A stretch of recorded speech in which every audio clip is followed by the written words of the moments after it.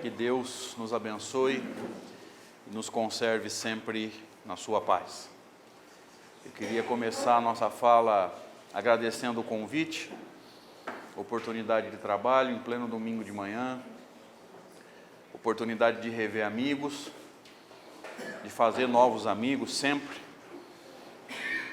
Agradecer a presença dos amigos da DDE e agradecer principalmente a oportunidade de compartilhar a bênção do conhecimento espírita. A bênção do conhecimento que liberta, como nos ensina Jesus no texto de João, dizendo que a verdade nos libertaria se nós a conhecêssemos. Então, bendita a doutrina espírita que nos reúne nessa manhã de domingo. Todo mundo aqui já assistiu um filme? Qualquer filme. Desde os mais inéditos. Esqueceram de Mim? Rambo, o melhor de todos. Lagoa Azul, ninguém aguenta mais. Esquece essa parte. Se o filme for bom, se o enredo do filme for bem construído, você concorda comigo que cada minuto que você perder pode fazer falta lá na frente no entendimento dele? E quando eu falo desse filme bem construído, né? Dos detalhes que vão desenrolando a história, vão desenrolando o enredo, eu sempre me lembro de um nome que o movimento espírita detesta, chama Dan Brown. Lembra? Código da Vinci, Anjos e Demônios. Porque ele falou no primeiro filme, e na verdade isso não é invenção dele, tá? Existem historiadores que realmente acreditam nessa tese, de que Jesus foi casado com Maria Madalena. Então os religiosos detestam Dan Brown. Eu particularmente acho ele um gênio. E o que ele trabalha no filme não é problema meu. Se alguém acredita, nós não temos nada com isso. Então os filmes do Dan Brown têm essa característica. Se você não parar o filme quando você for no banheiro, quando você for tomar água, você vai perder alguns elementos que lá na frente vai fazer falta no entendimento do filme. Tá? Mas vamos pensar num filme que você não viu ainda. Qualquer um. E que você vá ao cinema assistir. Se acontecer algum imprevisto na sua ida ao cinema, sei lá, demorou para arrumar um estacionamento, furou o pneu, o trânsito, e você perdeu a primeira, eu vou chutar, meia hora de filme. Você consegue entender o filme depois? Se o filme for bom, não dá para negar que a maioria dos filmes de hoje, você assiste metade e consegue entender, né? Está parecendo as novelas, né? Esquece essa parte. Não falei isso, foi a tua imaginação. Mas se o filme for bom, cada detalhe que você deixar passar despercebido, lá na frente, do entendimento do final, na montagem do quebra-cabeça, dá a impressão que está faltando peça. Por que se desenrolou assim, eu não entendi. E por que a gente exalta muito o começo do filme? Porque ali tem fatos e diálogos que norteiam a caminhada do filme. Então, se cada detalhe do filme pode ser importante, o início, então, é o alicerce do entendimento. E por analogia, por comparação, todo bom livro tem essa característica. Todo bom livro, se ele for bem escrito, e aqui eu vou ter que fazer esse comentário desagradável. Tem livro que é extremamente mal escrito. Inclusive livro mediúnico. Eu diria até a maioria dos livros mediúnicos hoje não estão acrescentando grande coisa. Mas se o livro for bem escrito, você invariavelmente vai ter no início, principalmente na introdução e nos primeiros capítulos, o alicerce de entendimento da obra. O prefácio, nem sempre. Porque eu posso escrever um livro e dar um prefácio para um amigo, que vai escrever palavras bonitas, às vezes ele acompanhou a pesquisa, ele acompanhou a construção da obra, então ele vai enaltecer o esforço, mas não está exatamente no contexto de construção de conhecimento. Então o prefácio nem sempre está nesse contexto da construção, mas com certeza a introdução e os primeiros capítulos são de extrema importância na construção de conhecimento, se o livro for bem escrito. Porque tem livro que parece um baralho embaralhado, não tem sequência, não tem lógica na construção. E se tem alguém que é mestre nessa arte de construir conhecimento, de ordenar os capítulos de uma obra, de forma que você vai precisar das informações de um capítulo para entender o capítulo seguinte, você o conhece como Allan Kardec. Como o pedagogo que foi. Porque nem todo mundo sabe, Mas Allan Kardec, antes de assumir a tarefa de codificar a doutrina espírita, era um grande pedagogo, um grande professor. Discípulo de um dos maiores pedagogos da história desse planeta.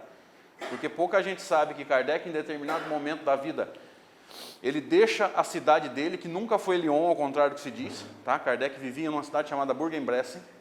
Os pesquisadores já sabem, porque ele diz na Revista Espírita, que nunca morou em Lyon. Ele deixa Bourg-en-Bresse e vai para Yverdun, para aprender pedagogia com Pestalozzi. Então veja, nós estamos falando de um grande pedagogo, discípulo de um dos maiores pedagogos da história desse planeta. E é óbvio que ele usaria dessa pedagogia e dessa didática ao construir a doutrina espírita. E a gente percebe a importância do início de um livro, do início de uma obra, quando nós estudamos aquela obra que, na nossa opinião, é a mais lida por todos nós, independente de ser em casa espírita ou nas nossas residências. Que livro é esse? Qual o livro mais estudado de Kardec por nós? Eu vou dar uma dica. Começa com E e termina com Evangelho. Senão não sai nada aqui não. Acreditamos do fundo do coração que a maioria de nós lê mais o Evangelho que o Livro dos Espíritos, embora eu não tenha dados concretos em mãos. Tá? Não tenho estatística para dizer isso, mas pelo que a gente conversa com as pessoas, a gente percebe isso. Quantas introduções tem o Evangelho segundo o Espiritismo? Quem lembra? Que você já leu dezenas de vezes, eu não tenho dúvida disso, mas não parou para pensar. Quantas introduções o Evangelho tem?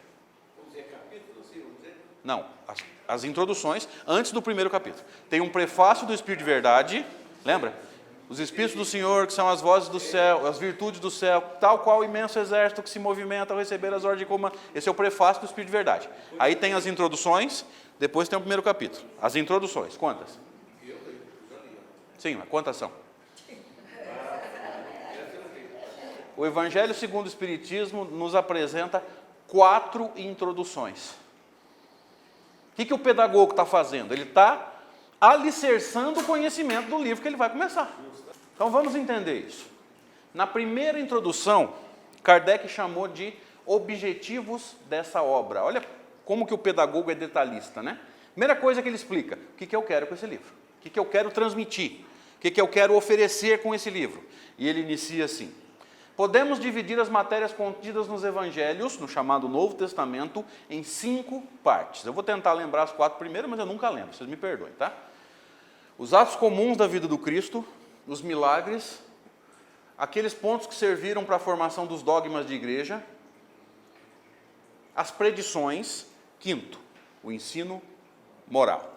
Se as 4 primeiras dão motivo para controvérsia, para debate e até para discussão bem acalorada, a 5ª é inatacável. O que ele está dizendo? Aqui eu vou sair um pouquinho do assunto. Tomara que nenhum de nós aqui tenha o hábito que a maioria dos espíritas tem ao estudar doutrina espírita. A gente lê um trecho enorme de texto, tão grande que quando você está no final do parágrafo, você não lembra o que você leu no começo, e faz um comentário extremamente raso, deixando de aproveitar o que o texto tem. E vou deixar uma dica, que já que eu apontei um problema, eu aponto a solução. Para no final de cada frase. Cada ponto final você para e pergunta: quais as consequências dessa frase? O que esse homem está dizendo? Só que eu pergunto em 2 vertentes, vamos dizer assim. Primeiro, quais as consequências morais dessa frase? Por que moral primeiro? Porque o objetivo primeiro ou primário da doutrina espírita é qual? Aquele processo que Allan Kardec chamou no mesmo livro, no Evangelho segundo o Espiritismo, no capítulo 17, chama Sede Perfeitos, no item 4, de transformação moral. Reconhece-se o verdadeiro espírita pela sua transformação moral e pelos esforços que emprega para domar as suas más inclinações. Então eu acredito do fundo do coração que o objetivo primário da doutrina espírita é a nossa transformação moral. Não é formar médiuns, não é formar passista, não é ensinar ninguém a receber espírito, não é ensinar ninguém a receber paz. O objetivo primário é guiar, incentivar, inclusive, esse processo de transformação. Então, primeiro eu pergunto, quais as consequências morais dessa frase? Para quê? Para mim, espírito imperfeito, precisando fazer o processo de transformação. E segundo, eu pergunto, quais as consequências doutrinárias dessa frase? Então vamos de novo. Podemos dividir as matérias contidas nos evangelhos em 5 partes. As 4 primeiras nós citamos, a quinta, o ensino moral. Se as 4 primeiras dão motivos para discussão, debate, controvérsia, a quinta é inatacável. Por que as 4 primeiras dão motivos para debate, controvérsia? Podemos discutir os milagres de Jesus? Sim ou não? Me ajuda? Encarnados? Quem estiver no corpo, se estiver desdobrado trabalhando, não quero atrapalhar. O povo daqui dorme na palestra? Os de Severina chegam a babar. Só que eles falam assim, eu não estava dormindo, eu estava desdobrando, eu ouvi tudo. Aí pergunta o que foi dito. Não lembro. Pode discutir os milagres ou não? Olha, vai na Gênesis lá, quantos milagres foram discutidos? Então Kardec é um herege. Gente, está lá, subtítulo da Gênesis, os milagres e as predições segundo o Espiritismo. Kardec discutiu um por um. Tudo por ação fluídica e ação de perispírito. Podemos discutir dogmas? O que Kardec discutiu no livro Céu e Inferno? Quais dogmas ele desconstruiu? O céu e o inferno. Podemos discutir? Podemos e devemos. Se os nossos irmãos de outras vertentes religiosas não discutem, a gente não dá palpite na religião dos outros. Mas aqui Kardec discute tudo, à luz da lógica, da razão, do bom senso. É isso que ele está dizendo. As 4 primeiras, você pode discutir e às vezes a gente até se estressa. A quinta é inatacável. O que significa isso? Quem ataca o ensino moral mostra a sua deficiência. Praticamente ataca a si mesmo. Quer um exemplo? Às vezes alguém pode vir aqui e fazer uma palestra maravilhosa sobre perdão, que é ensino moral. E você pode sair daqui chateado pensando assim, ele está falando de perdão, ele não sabe o que eu passei. A pessoa que ataca o perdão, ela não está atacando o palestrante, ela está atacando ela mesma, ela está denunciando, pena que ela não enxerga, a sua dificuldade para fazer o movimento de libertação, porque o perdão liberta. Há 30 anos atrás, você jamais imaginaria, por exemplo, médicos falando de perdão, porque perdão era assunto de quem? De religioso. Hoje a medicina fala de perdão, por quê? Porque se você não perdoar, você fica doente. Olha como que o espiritualismo entra na ciência aos poucos, tá? É de semente em semente. Então, o ensino moral é inatacável. Se você não entende isso, você já entra no Evangelho segundo o Espiritismo, no seu estudo, de forma errada. Até porque, se o ensino moral é o objetivo exclusivo da obra, que é a última frase que eu citei, né? Essa é a última frase do parágrafo. Este, que é o ensino moral, será o objetivo exclusivo dessa obra. Objetivo exclusivo. Você não aprende doutrina espírita no Evangelho. Você aprende doutrina espírita onde? Ele mesmo, no Livro dos Médiuns, no capítulo 3, chama do método, que é quando Kardec discute, vocês vão estranhar agora, o ensino da doutrina espírita, como ensinar doutrina espírita. E aqui eu te peço, não me pergunta por que esse capítulo está ali. Porque o Livro dos Médiuns é um livro científico, tanto o método de pesquisa quanto o resultado das pesquisas. E vai falar do intercâmbio. Ensinar doutrina espírita parece fora do contexto, não parece? Não me pergunta por que esse capítulo está ali, porque eu vou ter que parar a palestra, fazer um seminário de 3 horas e depois terminar a palestra. Se você não tiver com pressa e não quiser almoçar na hora, eu topo. Mas eu te garanto, não está fora do contexto. Olha só. Ali nesse capítulo, Kardec dá uma sugestão de livros, uma ordem para a gente estudar. Porque talvez você já tenha sido perguntado, né? Talvez como dirigente da casa, como dirigente de uma reunião de estudo, por que livro eu começo? Provavelmente nós damos tiro para todo lado, né? Nosso Lar, Paulo Estevão, Renúncia. Kardec fez uma sugestão lá. O que é o Espiritismo? Livro dos Espíritos, Livro dos Médiuns e a coleção da Revista Espírita. Vocês perceberam que ele não citou o Evangelho? Por que ele não citou o Evangelho? Porque não é o objetivo do Evangelho ensinar doutrina espírita. O objetivo do Evangelho é discutir ensino moral. Eu vou explicar. todos os princípios fundamentais da doutrina espírita que foram discutidos no Livro dos Espíritos, são rediscutidos no Evangelho segundo o Espiritismo, sob qual ponto de vista? Pode falar. Moral. Então, por exemplo, no Livro dos Espíritos, Kardec discute a imortalidade do espírito. Tem uma pergunta lá que Kardec pergunta: o espírito tem fim?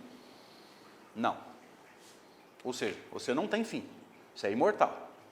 Se você quiser entender a imortalidade do ponto de vista da moral, Evangelho segundo o Espiritismo, capítulo 2, Meu reino não é desse mundo, primeiro subtítulo, a vida futura. O que Kardec chama de vida futura, nós chamamos de imortalidade.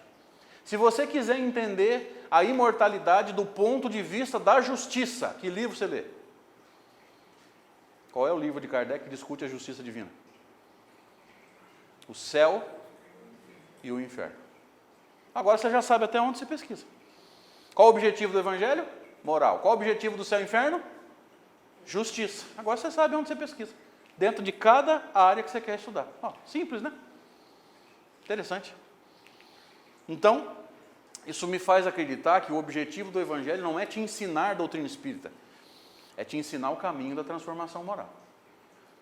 Se você não entende isso, você pega o Evangelho para estudar achando que você vai aprender doutrina profundamente. Tem gente que em 30 anos leu, sei lá, 60, 70 vezes só o Evangelho. Não leu mais nada, porque achava que ali ele ia aprender doutrina. Não vai. Você só vai rediscutir pontos do ponto de vista moral agora. Tá claro? Dá para acompanhar? Estou acordando alguém? Vai que está fora do corpo, né? A segunda introdução, Kardec cita um texto que ele já tinha citado. Ele está originalmente na Revista Espírita de 64, que é o mesmo ano do Evangelho, no mês de abril. O título é Autoridade da Doutrina Espírita. E só o título dá para a gente conversar um tempão. Alguém aqui já se perguntou qual é a diferença da doutrina espírita para outros pensamentos? Se você quiser usar o termo geral, para outra religião. O que diferencia a doutrina espírita das outras religiões? Das outras filosofias? Das outras ciências? É a mediunidade? A mediunidade não é criação nossa. A única coisa que Kardec fez foi estudá-la, com um método científico, para separar o joio do trigo, mas a mediunidade não é novidade. É o Evangelho? O Evangelho está aí faz 2000 anos, gente. O que Hã? Os nossos irmãos hindus, egípcios, acreditavam em reencarnação. Kardec só estudou o fenômeno para ver como que ele funciona, para diferenciar a crença, mas não para ensinar a reencarnação, porque vários já acreditavam. O que diferencia a doutrina espírita? O subtítulo do texto é Controle Universal do Ensino dos Espíritos. Para mim, é um dos textos mais importantes de Allan Kardec hoje, principalmente para dirigente de casa, dirigente de reunião mediúnica, dirigente de grupo de estudos, para a gente entender que espírito, só porque desencarnou, não virou gênio, não virou sábio, não virou espírito de luz, não virou profeta. Cada espírito oferece só o que tem. E a gente não pode se pautar em um espírito só, achando que aquilo ali reflete a doutrina. A doutrina não é uma construção individual. Ali Kardec vai explicar qual o critério dele para que uma informação dada por um espírito seja acoplada ao chamado corpo de doutrina ou deixada de lado como opinião do espírito. Vamos relembrar muito rapidamente. Uma informação, para ser acoplada ao corpo de doutrina, tem que ser ofertada por vários espíritos. É a opinião pessoal de um espírito só? Olha só. Cada um deles opina. Kardec filtra todas as opiniões e pega a parte que bate, a parte que eles falam a mesma coisa. Então, vários espíritos. Segundo, através de vários... O que eles usam para escrever? Máquina de escrever? Computador? Não, mas eles usam quem? Médicos. Então, vários espíritos através de vários médios. Outra coisa, em mais de um ou em vários grupos espíritas, grupos mediúnicos. Por que isso é importante? Não adianta você ter 10, 15, 20 médiuns na mesma reunião se eles podem todos estar passando por um processo obsessivo, obsessão coletiva. Então ele escreve por vários médios, ou fala por vários médios, assina nomes diferentes, mas é o mesmo espírito. Então ele vai trazer a mesma ideia. E isso não é universalidade. De preferência, médiuns que não se conhecem, para não ter perigo de troca. Outra informação importantíssima, tudo mais ou menos ao mesmo tempo. Não é mesmo dia e mesma hora, mas mais ou menos a mesma época. Por que isso é importante? Quem me ajuda? É isso mesmo. Se você psicografa um texto hoje com uma ideia nova, outro médium psicografa daqui a 6 meses a mesma ideia, ou muito parecido. A segunda psicografia, o médium pode ter lido a primeira? Pode ou não? Principalmente hoje, que a gente psicografa hoje e amanhã está no Facebook. Ninguém tem a humildade de falar, deixa eu guardar isso aqui, vamos ver se as revelações confirmam ou desmentem. Não. Daqui meia hora está tudo no Facebook já. Se o segundo médium a psicografar, nesse exemplo que eu criei, leu a primeira psicografia, ele pode estar sugestionado? Então dá para confiar? Eu não estou dizendo que você vai jogar a psicografia fora, mas dá para confiar cegamente? Está vendo como que é coisa séria? E na dúvida, o que Kardec fazia? Deixava de lado ou acoplava? Deixava de lado, descartava. Por quê? Porque para Kardec, você descartar um texto não é falta de caridade. Você não gostar de uma palestra não é falta de caridade. Falta de caridade é criticar o ser humano. Então, se você não gostar da minha palestra, você tem o direito de virar para o dirigente e falar, olha, não gostei, não concordo. Tem o direito, o dever de mandar um e-mail para mim falando, não gostei da sua fala. Não quer dizer que você não gosta de mim. Caridade se faz com seres humanos.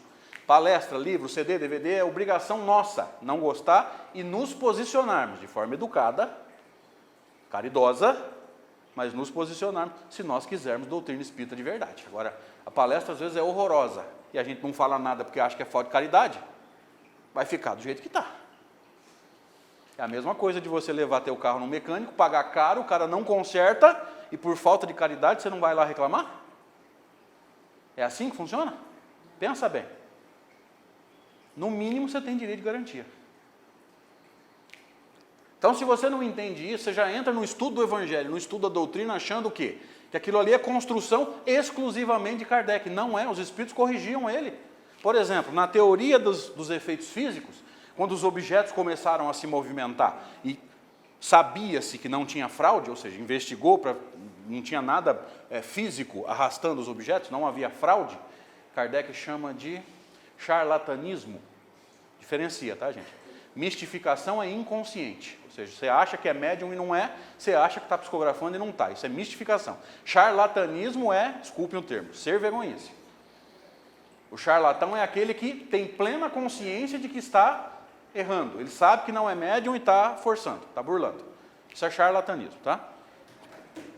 Quando os objetos começaram a se movimentar, por força da ação dos espíritos, e aí ele vai descobrir depois como que isso acontece,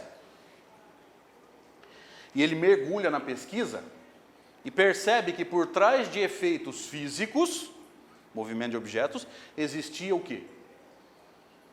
Inteligência. E aí ele cria um dos axiomas mais importantes da filosofia espírita e da ciência espírita. Todo efeito inteligente reflete o quê?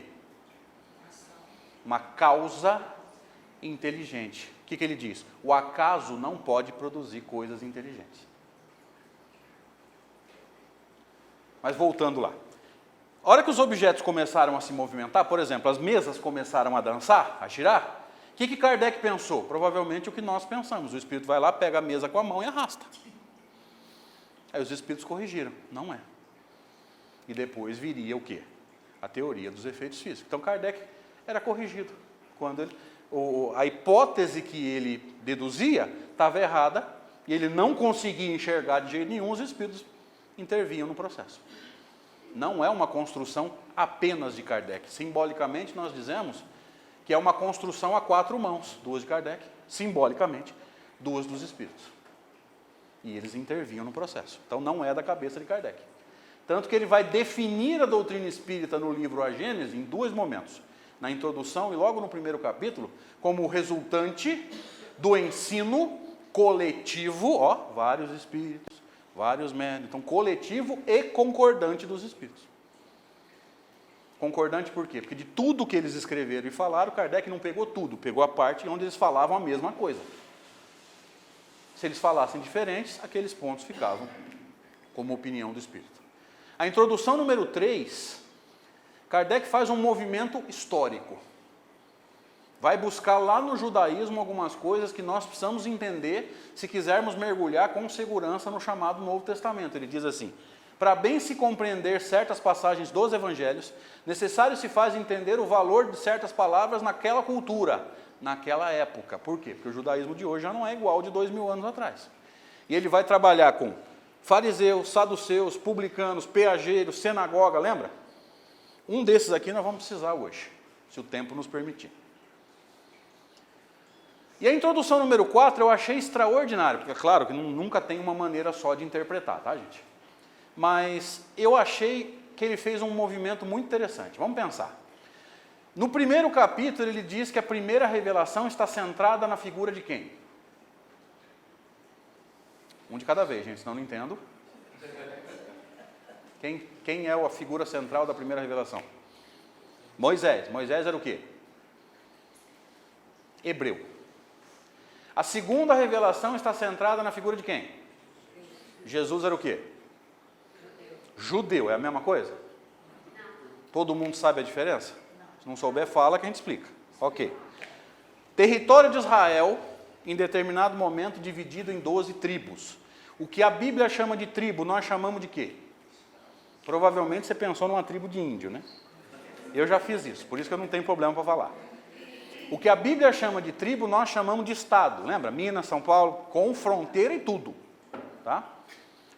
Então, aquela grande região foi dividida em 12 estados.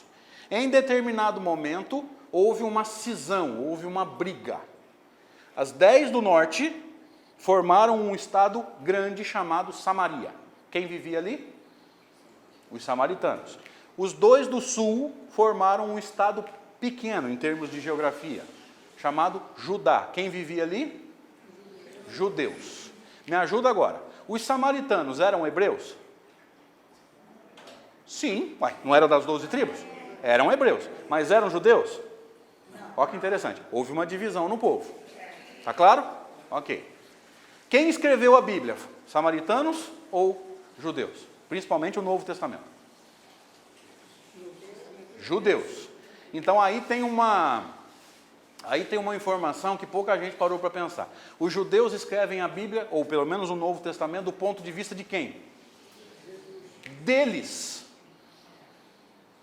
Depois você fala assim, a Bíblia é a palavra de Deus. Como pode ser a palavra de Deus se é um povo que acha que todo mundo que não é judeu é o quê? Pensa um pouco. Para o judeu, quem não é judeu é o quê? Pagão. Gentil, lembra de Paulo, o apóstolo da gentilidade?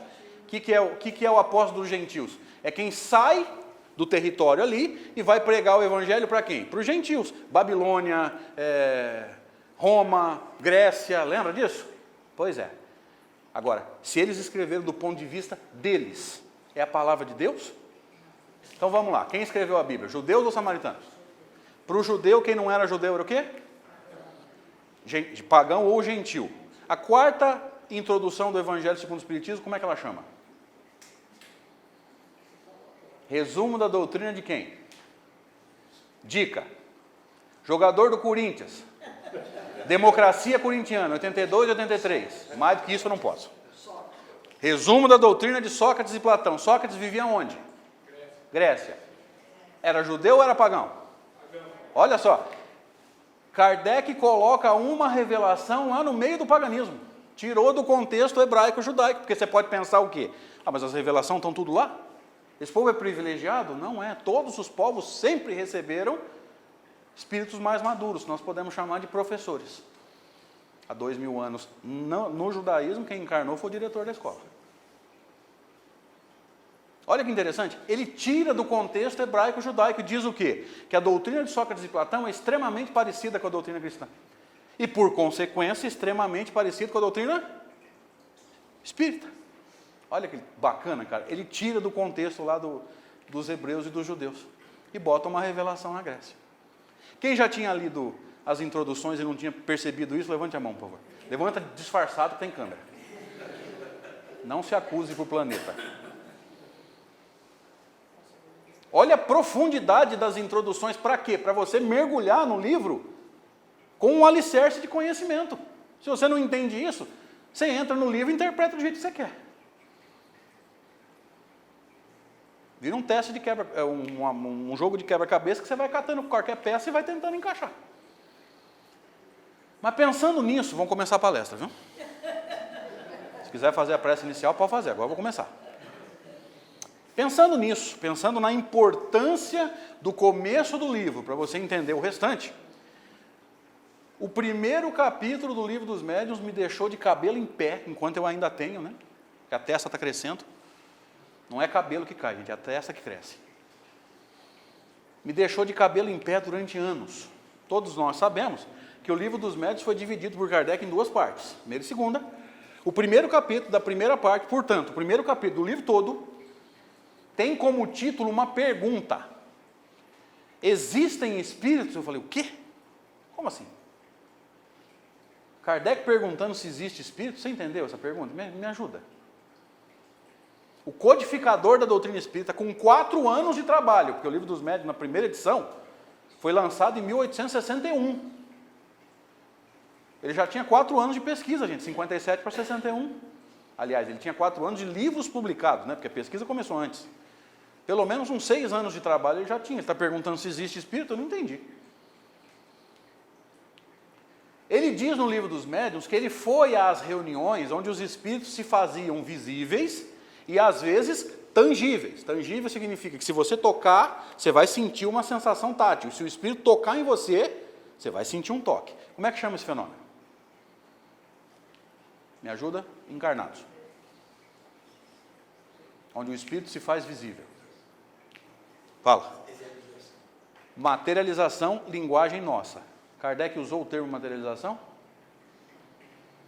Em algum ponto das obras fundamentais, Kardec usou o termo materialização? Nenhuma.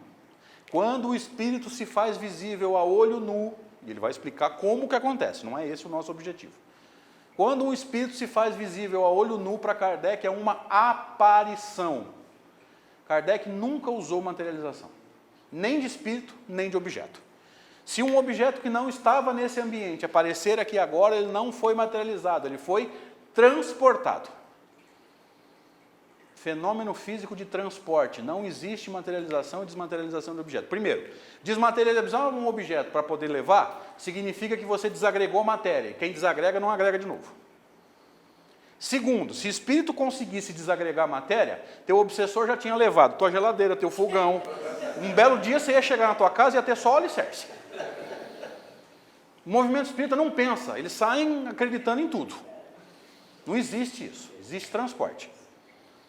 Nós não esquece de um detalhe, pegou de lá, trouxe para cá, se o espírito for sério, ele tem que levar de volta, senão é roubo. Não esquece desse detalhe nunca. Tá? Mas vamos lá, Kardec foi lá, viu o espírito em aparição. Vamos entrar nesse detalhe, gente. A aparição é diferente da vidência. Livro dos Médiuns, capítulo 6, se eu não me engano, manifestações visuais. A vidência é um fenômeno, ele é psíquico, ele é mental, ele é de pensamento, e exclusivo do médium vidente. Então, provavelmente, tem muitos espíritos aqui, calma, não precisa correr, porque espírita tem medo de espírito, né? É mais ou menos assim, doutor Bezerra, me ajuda, mas não aparece não, viu, filho? Se o senhor aparecer, eu vou correr. E os carros que estão aqui na frente, tomara que tenha seguro, porque vai estragar. Então, a vidência é um fenômeno psíquico, é um fenômeno mental. Só o médium vidente vê. A aparição é um efeito físico, você vê com os olhos. Se você não for deficiente visual, você vai ver.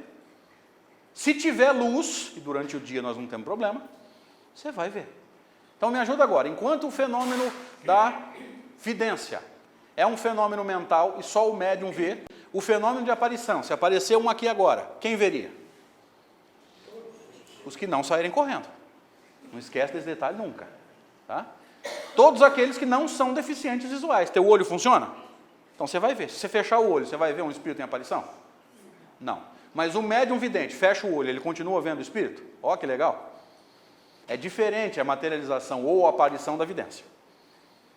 Kardec foi lá, viu o espírito materializado ou em aparição, tocou, foi tocado, e ele está perguntando, existe espírito? Me explica. Não estou entendendo. Demorei, mas entendi. Você já fez uma pergunta que você sabia a resposta? Pode dar uma esculhambada, Flávio? Mais uma, perdão, gente. Teu marido chega em casa com um bafo de cachaça. O que você pergunta? O que você pergunta? Você é esposa. Ô, perguntinha besta, né? Você não sabe. Está com um bafo de cachaça, o que ele fez? Foi transporte?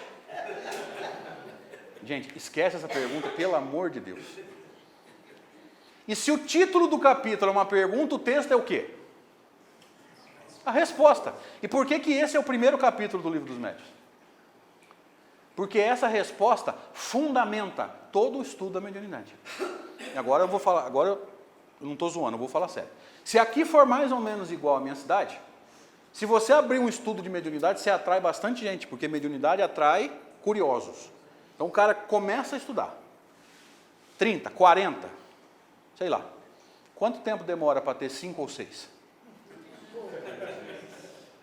Primeiro é porque os curiosos vão embora. E se ele é só curioso, ele tem mais é que ir mesmo, gente. Tá? Fica quem está afim de aprender. Tá? Nós não deveríamos estar preocupados com quantidade, a gente deveria estar preocupado com qualidade. Forma bons espíritas. Tá? Mas o mais importante é que a maioria de nós não entendeu a forma de Allan Kardec construir o conhecimento da mediunidade. O primeiro capítulo do Livro dos Médiuns não vai falar ainda de mediunidade, ele vai falar sobre alguns princípios fundamentais para você lá na frente estudar mediunidade. O primeiro capítulo do Livro dos Médiuns vai falar sobre materialismo,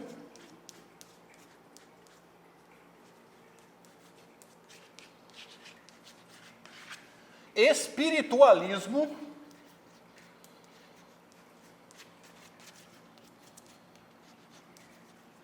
e um princípio fundamental da doutrina espírita que nós chamamos de imortalidade da alma ou do espírito, que Kardec chamou de a vida futura.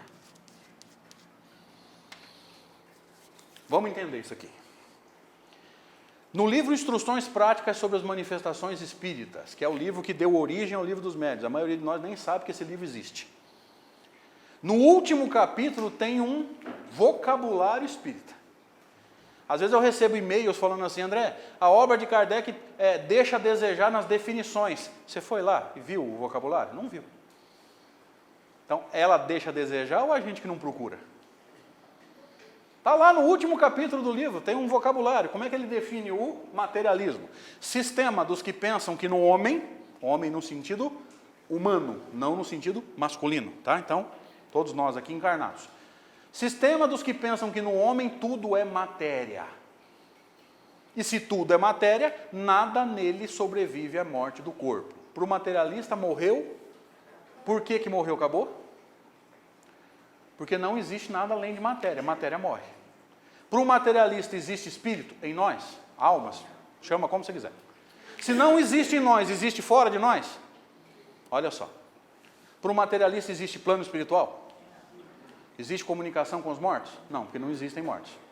Então vamos começar a entender a pergunta. Se você é materialista e Kardec pergunta, existem espíritos, o que você responde? Não. Começou a entender a pergunta agora? Tem um motivo para fazer a pergunta ou não? Gente, Kardec é um gênio. É a gente que não entendeu o que ele escreveu. Tinha materialista no tempo de Jesus?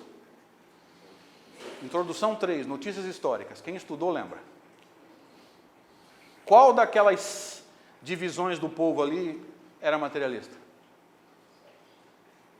Saduceus.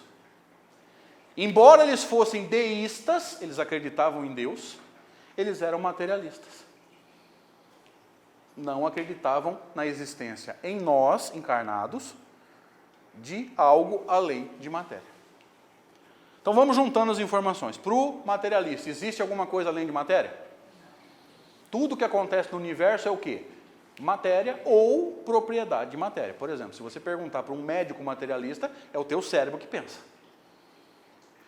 Para nós espíritas, o espírito pensa, transmite ao perispírito, o perispírito transmite ao corpo, o cérebro é o primeiro órgão que vai captar. Mas é só isso. Então, se não existe nada de matéria, sobra alguma coisa para ir para o plano espiritual, para a colônia espiritual, para o umbral, para o inferno, para o céu, para esperar juízo final? O materialista não acredita em nada disso. Outra informação importante. Alguém sabe quando vai desencarnar? Levante a mão, por favor. Você sabe que vai, mas sabe quando? Então vamos juntar as informações. Pode ser a qualquer momento? Ou o fato de você ser um atleta e comer feito um canário? E eu não estou desestimulando isso, pelo amor de Deus, tá? Continue se exercitando e se alimentando direito, porque conservar o corpo é obrigação nossa, está no Livro dos Espíritos. Mas o fato de você ser extremamente saudável te garante que você vai acabar esse domingo da matéria? Pode ser a qualquer momento? Então junta as informações. Se não vai sobrar nada para passar a um plano que eles nem acreditam. E pode ser a qualquer momento. Qual a filosofia de vida de um materialista? No geral. Sempre tem exceções, mas no geral. Eu preciso aproveitar a vida. Porque pode acabar a qualquer momento. Então eu tenho que fazer tudo que der tempo para fazer. O que ele faz? Acelera. Alguém aqui acelera? Ó, a gente é espiritualista e espírita, mas a gente acelera? Nós trazemos materialismo em nós ainda. Alguém aqui já falou isso? Eu preciso aproveitar a vida, ela é curta. Ela não é curta. A vida é eterna. A encarnação é curta. Mas também não é curta, não. 70 anos, aí 75, que é a expectativa de vida. Quer dizer, estou jogando no geral. Dá para fazer muita coisa. Então, nem a encarnação é curta. É para se pensar, não é? E a definição de espiritualismo? Está no Livro dos Médiuns, que também tem um vocabulário espírita. Crença na existência da alma espiritual e imaterial. Então, nós espiritualistas e espíritas acreditamos que em nós existe o quê? Algo além de matéria. Nós espíritas chamamos de quê? Espírito ou alma. Tá claro? Ok. Se você é espiritualista e Kardec pergunta, existem espíritos? O que você diz? Sim. Sim, para nós existe espírito. Quantas seitas espiritualistas ou religiões espiritualistas você conhece? Só lembra de um detalhe. O espiritualismo tem como ponto de partida o quê? A crença na existência em nós, você que carrega um corpo, a crença da existência em nós de alguma coisa além de matéria, e algumas seitas acreditam que esse algo além sobrevive à morte. Nem todas. Então vamos lá. Nossos irmãos católicos são espiritualistas? Sim ou não? Sim. Sim. Nossos irmãos protestantes são espiritualistas? Sim. Só não conta para eles. Calma que eu vou explicar, não vim aqui para criticar. Eles confundem espiritualismo com espiritismo. Eles não entenderam que espiritualismo é filosofia e todas as religiões têm que ser espiritualistas. Kardec diz isso. O espiritualismo é a base, é o alicerce de todas as religiões, porque você cultua alguém ou alguma coisa que não é matéria. Por exemplo, Deus. Deus é matéria? Olha como que as informações se encaixam.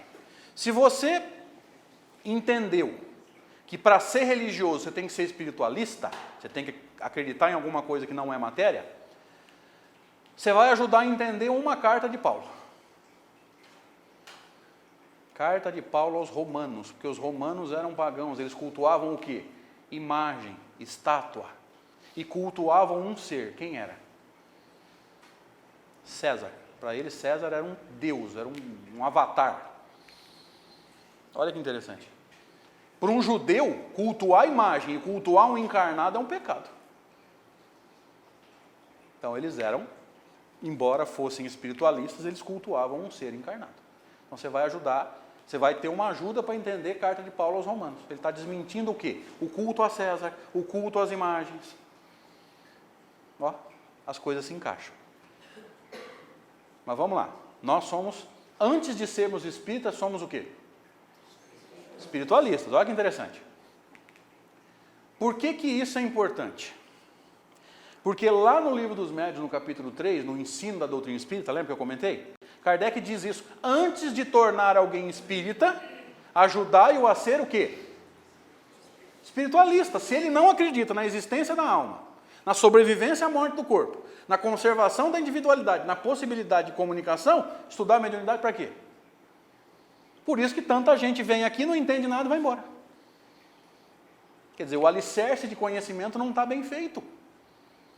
É como você pegar uma criança que tinha que entrar no primeiro ano e botar no primeiro ano de faculdade. Vai boiar e vai embora, gente. Em parte a culpa é nossa. Então vamos pensar. Enquanto o materialista acelera a vida, porque pode acabar a qualquer momento, o espiritualista precisa fazer o quê? Pensa bem. O materialista, como pode acabar a qualquer momento para ele acelera. O espiritualista pensa o quê? Melhor eu pensar antes de agir. Porque dependendo do que eu fizer, eu posso ter consequências gravíssimas. Eu posso ter minutos de prazer e milênios de dor para resgatar o meu erro. E entre as pesquisas de Allan Kardec, perguntando a vários espíritos que responderam através de vários médiuns, ele chegou a uma conclusão: o espírito é imortal. E a imortalidade do espírito, queridos, eu vou entrar um pouco no aspecto moral, tá? A imortalidade do espírito ou da alma é o maior remédio que nós podemos querer, que nós podemos buscar para um problema que não existe em Rio Preto. Isso é coisa lá de Severina, chama ansiedade. Porque ansioso é coisa de quem ainda se pauta no materialismo, acelera. Ganhe o máximo que você puder. Aí morre e larga para os outros. Acelera, faz 4, 5 coisas ao mesmo tempo. Levanta a mão quem se identificou.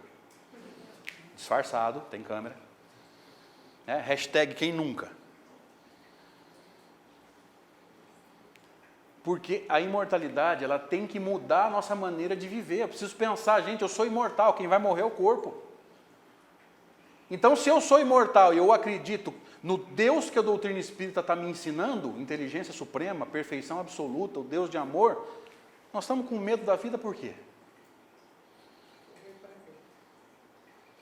Vai vivendo de uma forma que o ansioso não consegue. Mas é necessário construir. Um dia de cada vez. Que para o ansioso é dificílimo. Eu não me surpreendo se alguém aqui estiver ouvindo a palestra em parte e em parte preocupado com o que vai acontecer amanhã. Eu não me surpreendo. Que é um processo importantíssimo na chamada educação mediúnica. Não adianta você estar num lugar com a cabeça em outra. Você tem que estar aqui, tua cabeça tem que estar aqui. Teu pensamento, 100% consciente aqui. Faz parte do processo de concentração. Quem não se concentra não dá boas passividades. Gente. Então Kardec chega à conclusão que o espírito é imortal. Nunca vai deixar de existir. E segundo o próprio Kardec no livro dos Espíritos, no livro que é o Espiritismo, a imortalidade está pautada em 3 fatores. 3 fatores pautam a imortalidade do espírito. O primeiro fator, a existência do espírito. É outro ponto que eu demorei para entender. Às vezes você pega Kardec discutindo a existência do espírito, você fala assim, poxa, mas nós somos espíritas. Como que ele está discutindo que o espírito existe? Não é comigo e nem com você que ele está discutindo. Ele está discutindo com quem?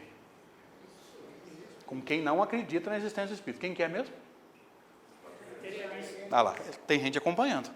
Quando Kardec discute a existência do espírito, não é comigo nem com você, você acredita e eu também. Quando Kardec discute a existência do espírito, ele está discutindo com os materialistas. Está claro agora? Agora você não vai estranhar mais. Ele está argumentando com os materialistas. Então a existência do espírito é o primeiro ponto. Parece bobo, né? Mas se ele não existisse, ele seria imortal? Parece bobo isso, né? Mas para poder ser imortal, ele tem que existir. Então, caiu o materialismo. Está claro? Ok. Segundo fator que fundamenta a existência do espírito, a sobrevivência dele com relação à morte do corpo. E o terceiro, eu vou pôr aqui em cima, tá, gente? Que para mim é o mais interessante. A conservação da individualidade.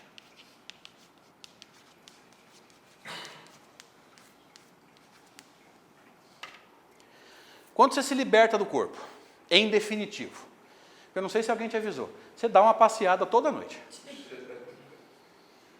Eu tenho até medo de falar isso em palestra, porque o povo fica com medo. É um treino para a morte. E tem gente que fica com medo de dormir depois. Às vezes a pessoa me manda e-mail e fala, André, quando eu desencarnar eu vou estranhar? Eu digo, impossível, você vai lá toda noite, filho. Você veio de lá e volta lá toda noite. Impossível. Você vai ter um estado de perturbação de alguns dias. Aliás, vamos entender bem isso, gente. O que Kardec chama de perturbação é o quê? Desencarnou em definitivo, algumas horas ou alguns dias de perturbação. O que é perturbação? Perda da consciência de si mesmo. Não esquece isso, porque isso é importantíssimo. Perda da consciência de si mesmo. Você não sabe quem você é e nem onde você está. Tá? Mas vamos lá. Libertou-se do corpo em definitivo. Como é que você chega do lado de lá? Praticamente do jeito que você era aqui. É isso que você precisa entender. O que você ganha por desencarnar? Só liberdade. Não ter que carregar corpo. E o que você perde? Só o corpo. Só porque você desencarnou, você ganha conhecimento? Só porque desencarnou, você recupera conhecimento? Recupera. Adoro induzir as pessoas ao erro. Eles não param para ouvir a pergunta. Está entendendo porque que a gente leva a bomba no vestibular? Não lê a pergunta. Quem é que tem mais conhecimento? Você, personalidade, espírito encarnado, ou você, desencarnado? Por quê? Porque ao desencarnar, você tem acesso a todas as suas encarnações.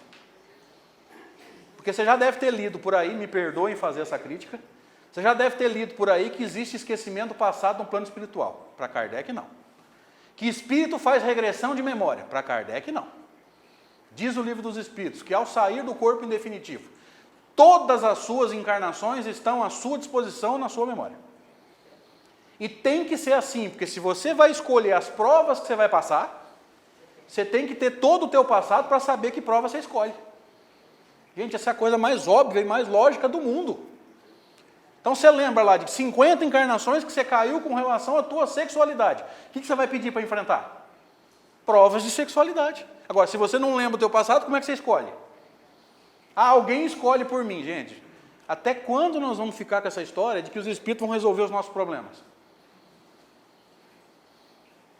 Pode parar. A gente vai ter que chamar para nós a responsabilidade da nossa evolução. Mas volta para cá. Conservação da individualidade. Alguém aqui já assistiu uma palestra de psicografia, ou uma psicografia pública? Pela internet que seja, vai. Uma psicografia que seja. Vocês já perceberam que o médium consegue, no caso da psicografia, escrever, né? Escrever pelas mãos do médium. O espírito consegue escrever pelas mãos do médium informações que o médium desconhecia e que provam quem é que está escrevendo, que confirmam a assinatura. Por exemplo, que é o caso que mais nos choca, né? Filho escrevendo para a mãe. Mãe, lembra daquele dia que nós fomos em tal lugar, eu te falei tal coisa, eu te dei tal presente. A mãe, coitada, desidrata, né? Muito natural. Ninguém está criticando, pelo amor de Deus. Por que o espírito consegue lembrar fatos, diálogos, viagens, para poder colocar no papel? Porque ele conserva a individualidade, ele não ganha nada, mas também não perde nada. Tudo que você conquistou durante a encarnação é seu. Por que isso é importante? Se você já estudou o Livro dos Espíritos e o Evangelho segundo o Espiritismo, você vai se lembrar de uma doutrina espiritualista, que Kardec trouxe ali, chamada panteísmo. Alguém lembra de ter lido sobre o panteísmo? O que o panteísmo acredita? Que existe um todo, ninguém sabe definir isso todo, a não ser os panteístas. E que nós seríamos o quê? Pedaços do todo que se desprenderam e encarnaram. Por consequência, quando você desencarnar, o que você vai fazer? Volta para o todo. Conservou a individualidade ou perdeu? Perdeu. É igual quando você... Alguém aqui já fez pão feito em casa? Lembra? Massa, você pega uma bolinha. Se você puser a bolinha de volta na massa, você consegue separar exatamente a mesma bolinha? Pois é, perda da individualidade. E existem variações do panteísmo que dizem que esse todo é Deus. Então nós seríamos o quê? Pedaços de Deus. Só que tem um problema. Durante a encarnação nós aprendemos bastante coisa, concorda? Se você voltou para o todo, o que aconteceu com tudo que você aprendeu? Entregou para o todo. Se for Deus, você entregou para quem? Se o todo for Deus, você entregou para quem? Deus precisa de nós? Do nosso conhecimento? Desse pouquinho que a gente sabe? Olha o absurdo. Veja, o Deus panteísta não é inteligência suprema. É um Deus que precisa da contribuição de seres extremamente limitados. Até a questão 75, que é a última da primeira parte, espírito é escrito com E minúsculo. O que significa princípio inteligente do universo? Aquilo que não é matéria. Ideias, pensamentos. A partir da questão 76, espírito é com E maiúsculo. Aí é eu, você e os desencarnados aqui. Ninguém entendeu isso. Então, espírito, ser inteligente da criação, que se manifesta pelos médios, que encarna, é a partir daqui, ó. Espírito aqui não é o espírito que se manifesta na mediúnica, nem nós que estamos encarnados, tá? É o mundo das ideias, é o mundo dos pensamentos, é aquilo que não é matéria. Tá? Foi bom você ter perguntado isso, porque pouca gente entendeu esse conceito. Então, até a 75, primeira parte. Kardec discute o espírito como sendo as ideias, o pensamento. A partir da 76, espírito com E maiúsculo, nós, encarnados ou desencarnados, aí não faz diferença. Tá claro? Ok. Então, o panteísmo é contrário à manutenção ou conservação da individualidade. Só que tem um problema. Voltar para o todo significa que você perdeu tudo que você conquistou. Então, o panteísmo é contra o progresso. Para você progredir, você tem que conquistar e manter. Faz 1 hora que eu estou falando. E eu estou no primeiro capítulo. Kardec tem mais para oferecer ou ele está ultrapassado, como se diz? Nós não entendemos nada de Kardec, gente. Para. E eu tenho para mim que nós espíritas precisamos estudar mais Kardec. A gente está buscando complemento em obra que não tem tanto para oferecer assim. O milênio acaba e nós não entendemos Kardec ainda. Isso não é radicalismo, isso é profundidade. Kardec tem mais para oferecer. E nós estamos aí dando tiro para todo lado, porque o movimento espírita acredita que o livro dos médios é difícil e fica catando um livro de mediunidade aí que desmente Kardec. Está faltando Kardec. Isso não é ser radical, isso é ter profundidade, é entender o que a obra tem para ofertar. Gente, nós estamos, quando eu penso na obra de Kardec, eu me lembro de um oceano que nós estamos bebendo água com um copinho de café. Tem mais para ofertar, a gente está fugindo deles. Para que a gente possa, mergulhando na obra de Kardec, reconstruir a prática espírita nas casas espíritas. Obrigado, gente. Bom dia. Deus abençoe.